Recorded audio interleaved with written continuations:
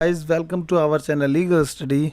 अगर आपने अभी तक हमारे चैनल लीगल स्टडी को सब्सक्राइब नहीं किया है तो प्लीज़ सब्सक्राइब कर लें ताकि आपको इसी प्रकार की नई नई वीडियो और भी मिलती रहे।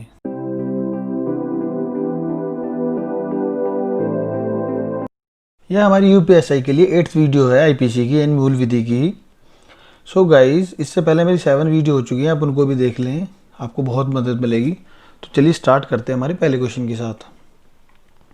ये बोलता है कि निम्नलिखित लेखकों में से किसने अवधारित किया कि किसी मनुष्य की कानून की अज्ञानता इसलिए क्षमा नहीं की जा सकती क्योंकि वह उसे जानने के लिए अवृद्ध है। इसका मतलब ये कह रहे हैं कि कोई भी व्यक्ति अगर लॉ की भूल करता है या किसी के साथ कुछ क्राइम करता है, गलत करता है, वो ये नहीं कह सकता कि जी मुझे तो लॉ के बारे में पता ही नहीं था। ये उसकी खुद की जिम्मेदारी बनती है कि उसे लॉ के बारे में पता होना चाहिए। किसने कहा था? ऑस्टिन ने कहा था। ऑस्टिन लेखक थे, उन्होंने कहा था। ऑस्टिन के अनुसार विधि की भूल निम्नलिखित 2 कारणों से क्षमा नहीं है, यानी क्षमा नहीं की जा सकती। न्यायालय द्वारा ऐसे प्रश्नों को सुलझाना शायद ही संभव हो। सेकंड वन, व्यक्ति सदैव ही इसका अधिवचन करेगा। इस प्रकार ऑस्टिन के अनुसार मनुष्य की कानून की अज्ञानता क्षमा नहीं है क्योंकि वह उसे जानने के लिए अवृद्ध यानी बाउंड है। उसको जानने के लिए हर किसी को पता होना चाहिए कानून के बारे में। भारतीय दंड संहिता के अंतर्गत तथ्य की भूल के बचाव के लिए कि आपने फैक्ट कर दिया, कोई गलत कर दिया, आपको एविडेंस या फिर वो जो तथ्य फैक्ट है उसके बारे में नहीं पता था या कुछ गलत है, तो किस तरीके से आप उससे बच सकते हो। The act must be reasonable as well as committed in good faith, मतलब सही तरीके से, युक्त तरीके से आपने वो काम किया था और आप कह सकते हो जी ये तथ्य की भूल है। जैसे कि पुलिस किसी अरुण नाम के व्यक्ति को अरेस्ट करने जाती है लेकिन वहाँ उन्हें 2 अरुण मिल जाते हैं, जो अपराधी है उसकी जगह वो दूसरे को उठा लाते हैं। ये तथ्य की भूल के अंतर्गत आता है। उन्होंने जो एक्ट किया था वो रीजनेबल किया था, गुड फेथ में किया था, लेकिन वो दूसरे को उठा लाए, तो तथ्य की भूल के अंदर आता है। ये क्षम्य है। भूल के बारे में प्रावधान धारा 76 में दिया गया है। धारा 76 की आवश्यक तत्व निम्न है, यानी एलिमेंट निम्न है। एक व्यक्ति द्वारा किया गया कोई कार्य जिसे करने के लिए विधि द्वारा बाध्य है यानी बाउंड है, या एक व्यक्ति द्वारा किया गया कोई कार्य जिसे करने के लिए वह अपने आप को विधि द्वारा बाध्य समझता है, यानी जैसे कि जल्लाद है, जल्लादी तो विधि द्वारा बाउंड है, उसे करने के लिए न्यायालय ने तो आदेश दिया हुआ होता है। यह विश्वास तथ्य की भूल के कारण होना चाहिए, ना कि विधि की भूल के कारण। उसने सद्भावना पूर्वक विश्वास किया हो, अर्थात विश्वास यथार्थ तथा सद्भावना पूर्वक होना चाहिए। हमारा अगला क्वेश्चन क्या कहता है? भारतीय दंड संहिता का अध्याय 4 यानी चैप्टर 4 संबंधित है साधारण अपवाद से यानी जनरल एक्सेप्शन से 76 to 106 तक है। भारतीय दंड संहिता का अध्याय 4 यानी चैप्टर 4 साधारण अपवाद से संबंधित है। 5th बोलता है दुष्प्रेरण से, और अध्याय यानी चैप्टर 2 बोलता है साधारण स्पष्टीकरण से, जनरल एक्सप्लेनेशन से, और चैप्टर 23 बोलता है प्रयास से यानी अटेम्प्ट से। देखते हैं हमारा नेक्स्ट क्वेश्चन। ये बोल रहा है, ये मैक्सिम है, द मैक्सिम इग्नोरेशिया फैसिल एक्सक्यूट रिलेट्स टू, तथ्य की भूल क्षम्य है, संबंधित है, किससे संबंधित है? सेक्शन 75, 76, 77। तथ्य की भूल रिलेटेड है सेक्शन 76 से। इससे भारतीय दंड संहिता की धारा 76 तथ्य की भूल क्षम्य है के सिद्धांत से संबंधित है।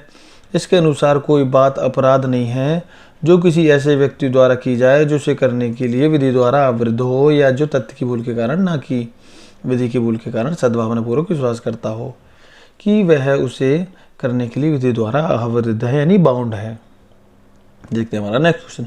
एक जल्लाद, अभी मैंने बताया, एक जल्लाद जो मृत्यु दंड निष्पादित करता है भारतीय दंड संहिता की किस धारा के अंतर्गत अपराधी दायित्व से मुक्त है, यानी सेक्शन 78 से वह मुक्त है। उसको सेक्शन 78 में दी गई है, उससे रिलेटेड कुछ बातें देखी क्या है। जल्लाद द्वारा मृत्यु दंड निष्पादित किया जाता है तो वह भारतीय दंड संहिता की धारा 78 के अंतर्गत आपराधिक दायित्व से मुक्त है। सेक्शन 78 क्या कहता है? सेक्शन 78 के अनुसार किसी न्यायालय के निर्णय या आदेश के अंतर्गत कार्य करते हुए अधिकारियों की सुरक्षा प्रदान करती है। अधिकारियों को सुरक्षा प्रदान करती है, उन्हें सुरक्षा मिलती है। ये भी क्योंकि ये लॉ के द्वारा बाउंड है, विधि के द्वारा बाउंड है, क्योंकि इन्हें जल्लाद को न्यायालय ही तो ऑर्डर देता है। देखते हैं नेक्स्ट क्वेश्चन। भारतीय दंड संहिता की निम्नलिखित कौन सी धारा विधि की भूल क्षमनीय सिद्धांत को समाविष्ट करती है। Which one of the following sections of IPC applies the maximum ignorance of law is no excuse, कोई एक्सक्यूज नहीं देता। सेक्शन 79 मतलब अगर लॉ की अगर भूल करते हैं तो आपको एक्सक्यूज देने की आवश्यकता नहीं है, नहीं आप एक्सक्यूज दे नहीं सकते मतलब। प्रसंगत प्रावधान धारा 76 to 79 में किया गया है। सेक्शन 79 के अनुसार कोई बात अपराध नहीं है जो ऐसे व्यक्ति द्वारा की जाए जो उसे करने के लिए विधि, न्यायालय, न्यायानुमत हो या तथ्य की भूल के कारण, ना कि विधि की भूल के कारण सद्भावना पूर्वक विश्वास करता हो कि वह उसे करने के लिए विधि द्वारा न्यायानुमत है। अब देखिए ये एक एग्जाम्पल है, आपको बताना है इसका करेक्ट आंसर क्या है। ए यानी का कुल्हाड़ी से काम कर रहा है, कुल्हाड़ी का फल यानी आगे का जो लोहे का होता है काटने का, उसमें से उछल जाता है यानी निकल जाता है और निकट खड़ा हुआ व्यक्ति उससे मर जाता है। ए दोषी होगा किसका? मर्डर का। Culpable homicide not amounting to murder. Grievous hurt गंभीर उपपत्ति का नो ऑफेंस, कोई अपराध नहीं किया है। प्रस्तुत समस्या भारतीय दंड संहिता की धारा यानी 80 विधि पूर्वक कार्य करने में दुर्घटना के दृष्टांत पर आधारित है, यानी लॉफुली तो कार्य कर रहा था वो, लेकिन वो उछल गई, उसमें उसकी गलती नहीं है, अतः किसी अपराध का दोषी नहीं होगा। यूपीएपी 2015 का क्वेश्चन है। आवश्यकता का बचाव नहीं लिया जा सकता जबकि कार्य किया जाता है, किसमें? क्षति कारित करने में अंतर्निहित खतरे पर, with inherent risk of causing harm. Necessities as a defence can not be claim when the act is has been done, किसमें? क्षति कारित करने में अंतर्निहित खतरे पर। भारतीय दंड संहिता की धारा 81 जो आवश्यकता के सिद्धांत से संबंधित है, निम्नलिखित आवश्यक तत्व है। कार्य बिना किसी आपराधिक आशय के किया गया हो, विदाउट किसी क्रिमिनल इंटेंशन के लिए किया गया हो, कार्य सद्भावना पूर्वक किया गया हो, कार्य किसी अन्य अपहानि के निवारण या परिवर्तन हेतु किया गया हो तथा अपहानि जिसे निर्वारित या परिवर्तित किया जाना है किसी व्यक्ति या संपत्ति से संबंधित हो। नेक्स्ट क्वेश्चन इज निम्नलिखित में से कौन सा बात आवश्यकता की प्रतिरक्षा से संबंधित है? कौन कौन सा है? R v Dudley and Stephens, Vishambhar versus Rumal, Browning versus state, all of the above, ये सारे जितने भी हैं relating to defence of necessities से रिलेटेड हैं। R1 now Dudley and Stephen का बाद आवश्यकता की प्रतिरक्षा से संबंधित है। भारतीय दंड संहिता की धारा 81 यानी एक सेक्शन 81 आवश्यकता यानी नेसेसिटीज के आधार पर आपराधिक दायित्व से उन्मुक्ति का प्रावधान करती है। विशंबर बनाम रूमल तथा ब्राउनिंग बनाम स्टेट का बाद भी भारतीय दंड संहिता की सेक्शन 81 से संबंधित है। देखते हैं हमारा नेक्स्ट क्वेश्चन। अभी इसको मैं बताना है कि अगर कोई 7 वर्ष से कम उम्र का व्यक्ति कुछ क्राइम करता है तो किस सूची में आता है? कोई बात अपराध नहीं है जो 7 वर्ष से कम आयु के शिशु द्वारा की जाती है। सिद्धांत निम्नलिखित में से किस युक्ति पर आधारित है? जैसे मैंने आपको बताया था, इसको बोलते हैं डोली इनकपैक्स। क्या बोलते हैं? डोली इनकपैक्स। Section 82 Indian penal code section 82 के अंतर्गत 7 वर्ष से कम आयु के शिशु द्वारा की गई कोई बात अपराध नहीं है। इसके अनुसार डोली इनकपैक्स अपराध करने में अक्षम्य इस धारा पर ही आधारित है, मतलब वो अपराध नहीं कर सकता उस बेस पे। भारतीय दंड संहिता के अंतर्गत एक 7 वर्ष से कम आयु का बालक under the Indian penal code, a child below the age of 7 year, क्या होगा? एब्सोल्युटली डोली इनकपैक्स, अपराध करने में पूर्णतः अक्षम ना कि सक्षम। सेक्शन इसका 82 है। डोली इनकपैक्स का क्या सेक्शन है? सेक्शन 82। ये आप ध्यान रख लें और इसको नोट डाउन कर लें, आप चाहे तो स्क्रीनशॉट भी ले लें। इंडियन पिनल कोड सेक्शन 82 7 वर्ष से कम आयु के शिशु को आपराधिक दायित्व से पूर्ण उन्मुक्ति प्रदान करती है, अर्थात शिशु को अपराध करने से पूर्णतः अक्षम डोली इनकपैक्स माना जाता है कि वह अपराध नहीं कर सकता। ये किस स्टडी में मैच करना है फर्स्ट टू सेकंड, आपको डायरेक्ट आंसर बता दूं। रैग बनाम गोविंदा हत्या से रिलेटेड है। महाराष्ट्र राज्य बनाम HM जॉर्ज दुराशे से रिलेटेड है। महबूब शाह बनाम एम्परर सामान्य आशय यानी कॉमन इंटेंशन। ये आप ध्यान रखें, कॉमन इंटेंशन और कॉमन ऑब्जेक्ट में लोगों को बहुत दिक्कत होती है। कॉमन इंटेंशन मीन्स सामान्य आशय सेक्शन 34, कॉमन ऑब्जेक्ट सामान्य उद्देश्य सेक्शन 149, यह भी याद रखें। मैकनाटन चित्त विकृत से रिलेटेड है। निम्न में से नशे पर कौन सा मार्गदर्शक बाधा है? Which of the following is a leading case on intoxication? Correct answer is B, director public prosecution versus Beard. Direct public prosecution बना बीएड। भारतीय दंड संहिता यानी इंडियन पिनल कोड सेक्शन 85 पर निर्देशित बात डायरेक्ट पब्लिक प्रोसिक्यूशन बना बीएड से related है, संबंधित है।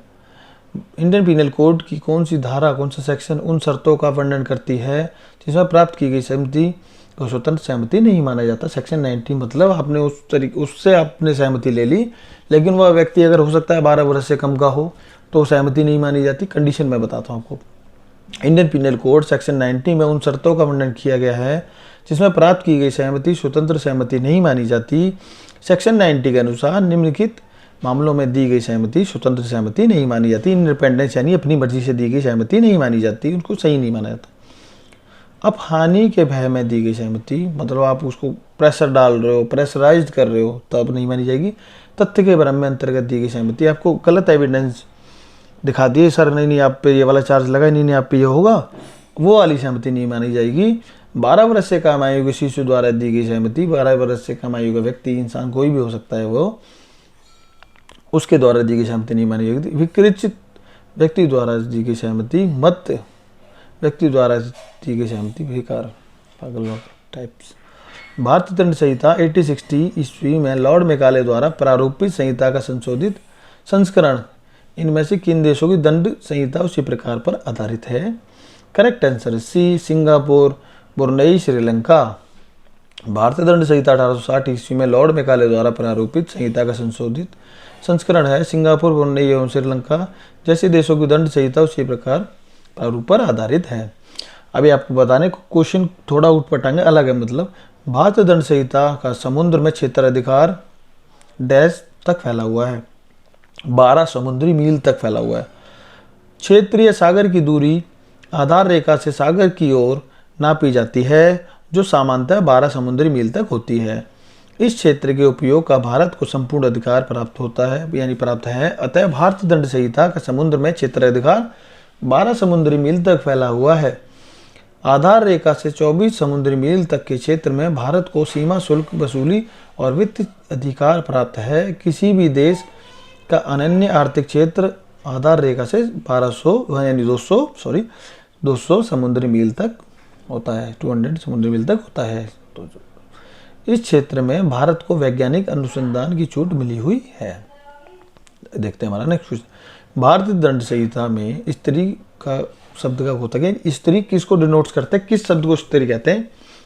15 वर्ष से ऊपर की आयु वाली महिला को, 18 वर्ष से ऊपर की वाली महिला को, 21 वर्ष से ऊपर वाली महिला को, जन्मजात बालिका सहित किसी भी आयु की महिला को, मतलब किसी भी उम्र की हो सकती है, लेडीज स्त्री डिनोट्स करते हैं उस शब्द को। भारतीय दंड सेक्शन 10 है, इसका आप एक बार नोट डाउन कर लें, स्क्रीनशॉट ले लें, याद भी कर लें कि सेक्शन 10 है। इंडियन पिनल कोड सेक्शन 10 के अनुसार स्त्री शब्द किसी भी आयु की मानव नारी का घोतक है, वो किसी भी उम्र की हो, 15, 18, 21 से कोई मतलब नहीं है, चाहे वे जन्मजात बालिका हो या किसी भी आयु की महिला हो। देखते हैं हमारा नेक्स्ट क्वेश्चन। भारतीय दंड संहिता इंडियन पिनल कोड की धारा में भारत को परिभाषित किया गया है, मतलब किस सेक्शन में परिभाषित किया है? सेक्शन 18 में जो इंडिया यानी हमारे भारत को परिभाषित किया गया, डिफाइन किया गया है। भारतीय दंड संहिता इंडियन पिनल कोड 80 में भारत को परिभाषित किया गया है। देखते हैं हमारा नेक्स्ट क्वेश्चन। सामान्य आशय कॉमन इंटेंशन ना कि कॉमन ऑब्जेक्ट, कॉमन इंटेंशन से संबंधित प्रावधान आईपीसी के किस धारा में दिए गए? सेक्शन 34।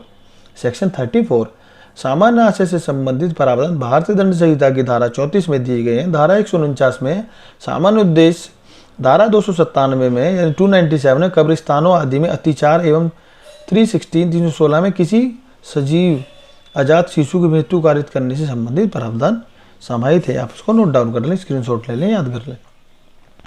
भारतीय दंड संहिता के अधीन कितने दंडों की व्यवस्था की गई है? यानी 5 तरह के दंड यानी पनिशमेंट दी गई है। पनिशमेंट किस में दी जाती है? मतलब पनिशमेंट का कोई सेक्शन हो जिसमें डिफाइन किया हो, सेक्शन 53। आप इसको नोट डाउन कर लें, स्क्रीनशॉट ले लें, याद कर लें। के अनुसार अपराधी इस संहिता के उपबंधों के अधीन जिन दंडों से दंडनीय है वैसे प्रकार हैं: पहला मृत्युदंड, दूसरा आजीवन कारावास, तीसरा कारावास जो 2 भांति का हो सकता है, कठिन अर्थात कठोर श्रम के साथ सादा, मतलब दूसरा सादा भी सिंपल, चौथा संपत्ति का समरण, पांचवा जुर्माना अर्थात दंड, अर्थदंड दंड जिसको कहते हैं। ये हमारे 5 तरह के इसमें दे रखे हैं, क्या दंड की व्यवस्था दी गई है। देखते हैं हमारा नेक्स्ट क्वेश्चन। एक जल्लाद जो मृत्यु निष्पादित करता है भारतीय दंड संहिता की किस धारा के अंतर्गत अपराधी राजस्व से मुक्त है? किससे है? सेक्शन 78, मैंने आपको बता दिया था। बलवा के दोषी व्यक्ति को कितने वर्ष के कारावास से दंडित किया जा सकता है? मैक्सिमम कितने वर्ष के तक किया जा सकता है? 2 सालों तक के लिए। बलवा के लिए मिनिमम कितनी व्यक्ति की जरूरत होती है? मिनिमम 5, और एफरे यानी दंगे के लिए मिनिमम 2। भारतीय दंड संहिता की धारा 147 के अनुसार जो कोई बलवा करने का दोषी होगा वह दोनों में से किसी भांति के कारावास जिसकी अवधि 2 वर्ष तक की हो सके, मैक्सिमम 2, या जुर्माने या दोनों से दंडित किया जाएगा। यानी आपको या तो मैक्सिमम 2 साल की सजा मिल सकती है, या आप पे जुर्माना लग सकता है, या फिर क्राइम के हिसाब से आप पे दोनों भी लगाए जा सकते हैं, जुर्माना भी और सजा भी, यानी पनिशमेंट भी दी जा सकती है और आप पे जुर्माना भी, फाइन भी लगाया जा सकता है। सामान्य उद्देश्य को अग्रसर करने के लिए कम से कम कितने व्यक्तियों की आवश्यकता होती है? सामान्य उद्देश्य मतलब कॉमन ऑब्जेक्ट, मिनिमम 5 पर्सन की आवश्यकता होती है। विधि विरुद्ध जमाव अनलॉफुल असेंबली हेतु आवश्यक है कि वे 5 या 5 से अधिक व्यक्ति हों, 5 से अधिक व्यक्ति हों। अतः भारतीय दंड संहिता की धारा 149 के अधीन सामान्य उद्देश्यों को अग्रसर करने के लिए कम से कम 5 व्यक्ति होने चाहिए। देखते हैं हमारा नेक्स्ट क्वेश्चन। निम्न में से भारतीय दंड संहिता की कौन सी धारा दंगा को परिभाषित करती है? किस में दंगे की डेफिनेशन दी गई है? सेक्शन 159। सेक्शन 159 मिनिमम 2 पर्सन होने चाहिए दंगे के लिए, यानी इसको इंग्लिश में एफरे बोलते हैं, AFFRAY। दंगा को भारतीय दंड संहिता की धारा 159 में परिभाषित किया गया, जबकि धारा 160 में दंगे के लिए दंड, मतलब अगर पनिशमेंट है तो सेक्शन 160 आपको देखना है, यहाँ लिखा है परिभाषित, तो 159 दंड 160, धारा 161 खत्म हो चुका है और धारा 168 में घातक आयुध से सज्जित होकर बलवा करने के संबंध में बंद किया गया है। धारा 161 खत्म कर दिया और 148 में घातक आयुध से सज्जित होकर बलवा करने के संबंध में बंद किया गया है। ये हमें बताना अगला क्वेश्चन। लोक सेवक के लोक कृत्यों के निर्वहन में बाधा डालना अपराध है, मतलब लोक सेवक, पब्लिक सर्वेंट। 186 भारतीय दंड संहिता।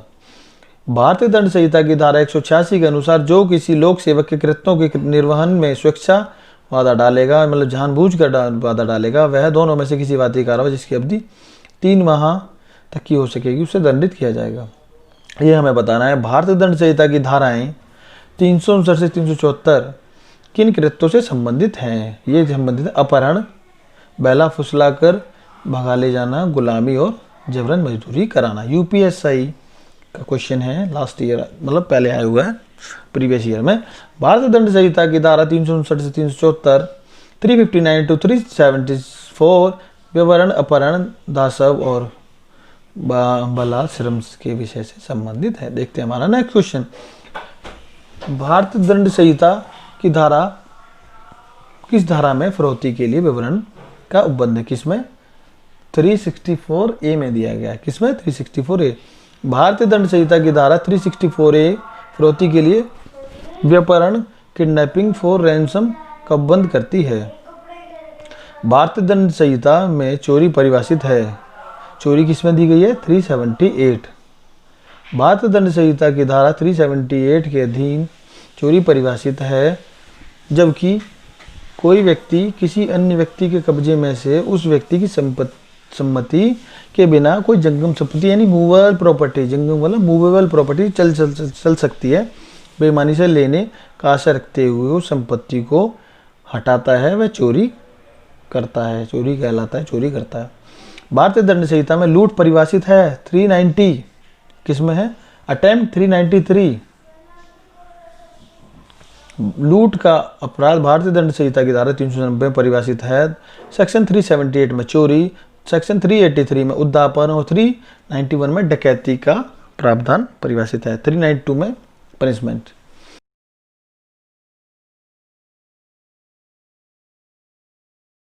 आत्मरक्षा का अधिकार है अपने शरीर के प्रति अपराध से प्रतिरक्षा, दूसरे के शरीर के प्रति प्रतिरक्षा, चोरी लूट आदि अपराध से प्रतिरक्षा, उपरोक्त सभी। भारतीय दंड संहिता की धारा 96 के अनुसार कोई बात अपराध नहीं है जो प्राइवेट प्रतिरक्षा के अधिकार के प्रयोग में की जाती है। भारतीय दंड संहिता की धारा 96 से 106 प्राइवेट प्रतिरक्षा के अधिकार के विषय में उपबंध करती है। भारतीय दंड संहिता की धारा 97 के अनुसार हर व्यक्ति को अधिकार है कि वह पहला, मानव शरीर पर प्रभाव डालने वाले किसी अपराध के विरुद्ध अपने शरीर और किसी अन्य व्यक्ति के शरीर की प्रतिरक्षा करे। देखते हैं हमारा अगला क्वेश्चन। महिला की लज्जा यानी इज्जत भंग करने के संबंधी हमला दंडनीय है। मतलब अगर आप किसी महिला की इज्जत पर आंच डालते हैं यानी हानि पहुंचाते हैं तो किस में दिया गया है? भारतीय दंड संहिता यानी इंडियन पिनल कोड में दिया गया है। महिला की लज्जा भंग करने संबंधी हमला भारतीय दंड संहिता की धारा 354 के अंतर्गत दंडनीय है, जिसमें 5 वर्ष तक का कारावास या जुर्माना या दोनों से दंडित किया जा सकता है। यानी 5 वर्ष या जुर्माना या दोनों। भारतीय दंड संहिता की धारा में एफरे परिभाषित है यानी 159, पनिशमेंट 60। ये मैंने आपको बताया था, बता देता हूँ दोबारा। भारतीय दंड संहिता की धारा 159 में एफरे को परिभाषित किया गया है। इसके अनुसार जबकि 2 या अधिक व्यक्ति किसी लोक स्थान में लड़कर, पब्लिक प्लेस में लड़कर झगड़कर लोक शांति में विघ्न डालते हैं, तब यह कहा जाता है कि वे दंगा करते हैं। धारा 160 यानी सेक्शन 160 के अनुसार दंगा के अपराध के लिए 1 माह तक के कारावास या 100 रुपये जुर्माना या दोनों से दंडित किया जा सकता है। ये हमारे मोर देन 25-26 क्वेश्चन हैं, ये कंप्लीट हो चुके हैं।